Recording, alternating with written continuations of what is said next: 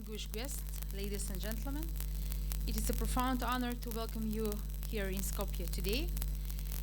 In the pursuit of building and sustaining peace in a troubled world, I strongly believe that such open expert discussions as today on issues of common interest are of our utmost importance. The cooperative efforts are essential to address root causes of conflicts and ensure that Europe can move forward with a shared commitment to a lasting peace and prosperity. This is why, here today, I'm not only speaking as a politician, but also as a strong advocate for the power of democracy. We stand at a critical juncture in human history. The imperatives of unity, solidarity, and cooperation have never been more apparent. The challenges before us, whether they be armed conflicts, humanitarian crisis, environmental threats, are intimidating and complex. Still, in the face of these challenges, we must not pause, but rather we must reaffirm our shared commitments to working together.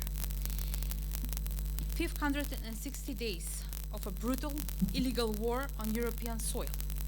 In such conditions, we cannot remain immune to the events as mute observers of the destruction of everything that was once created by a nation fighting for its freedom. The illegal action by Putin are an assault on our common values and our common humanity. As a member state of NATO, but above all as a sovereign country, North Macedonia is united in support of our fellow European democracy. We will continue to give assistance to Ukraine until needed. Each of us, individuals, here today may not be able to do much alone, as individually we are one drop, but together we are an ocean.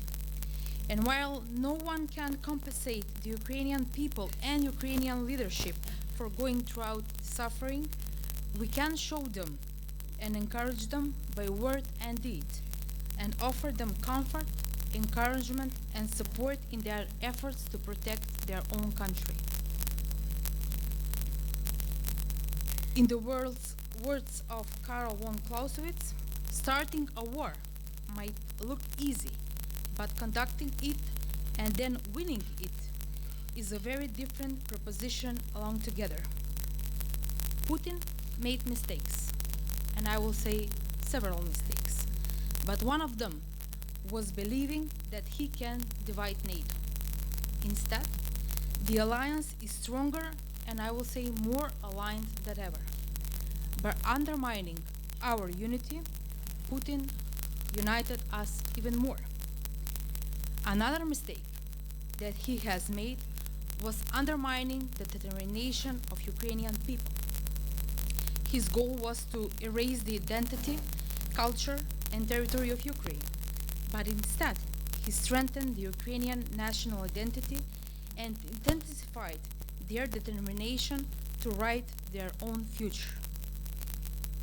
Ladies and gentlemen, the wounds of conflict run deep, but in the spirit of unity, cultural diplomacy transcends political boundaries and allow us to appreciate the shared humanity that unites us all.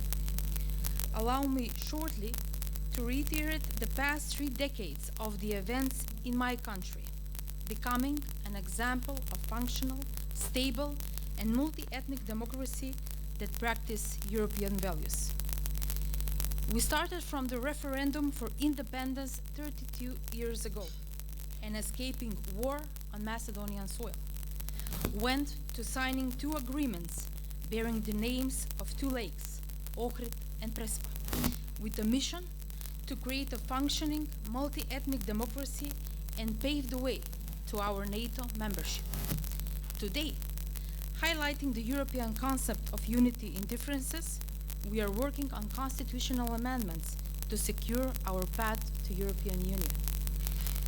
Dear friends, I believe all of us today, throughout our careers, especially through your careers, have learned that difficult issues required difficult decisions.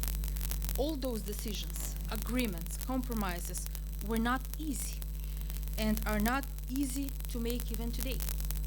However, they are political steps that serve for the future over the past, motivated by love for one's country and for one's people, for current and future generations. That is what I call the true patriotism. And as we navigate the complexities of the world today, let us remember the words of the late diplomat Kofi Annan. No culture lives if it attempts to be exclusive. In a world where inclusivity and dialogue are desperately needed, cultural diplomacy shines as a beacon of hope for a brighter, more interconnected future. I look forward to the fruitful discussion and to learn more about cultural diplomacy as a path to restoring trust in Europe from your perspective. Thank you very much for your attention.